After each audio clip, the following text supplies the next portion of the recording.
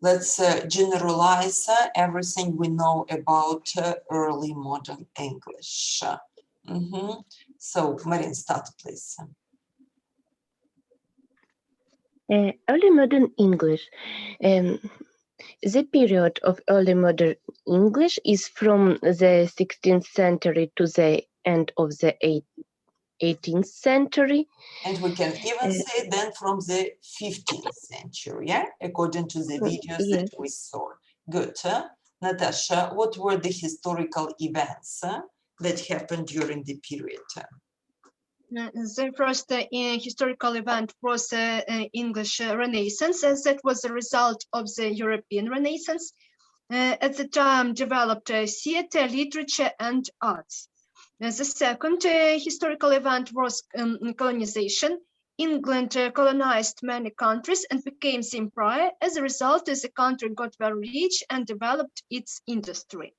And the third historical event was a printing press that allowed to make books more affordable, but they needed a standard language. Yeah, and as a result, the standardization of the language took place.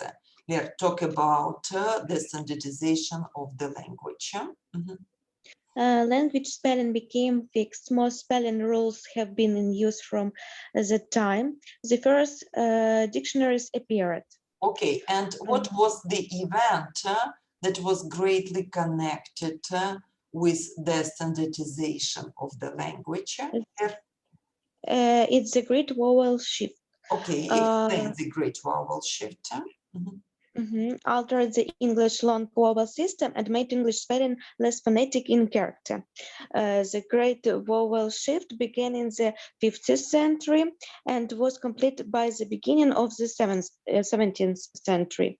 Each non-high vowel rose one vowel rose one height, and the higher height and the high vowels which are unable to rise and further become diphthongs.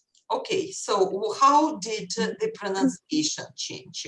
For example, Rise, then rise in the Middle English, then rise and rise. Finally, rise, rise, rise. Moose, mouse, and mouse. And that is why we have the spelling, which is so difficult to learn. Good. Anya, tell about the structure of early modern English. The nouns of verbs. Anya, you disappeared. Yeah, but in general, we see that the structure remained the same. Yeah, so the structure is the same as it is today. Yeah, Natasha, tell about the vocabulary.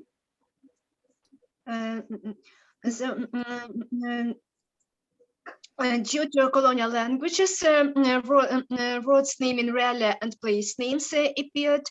Due to Greek, there were words used in science, as for example, aqua, chemistry, school. And due to Romance languages, as Italian and Spanish, there were words for art and music.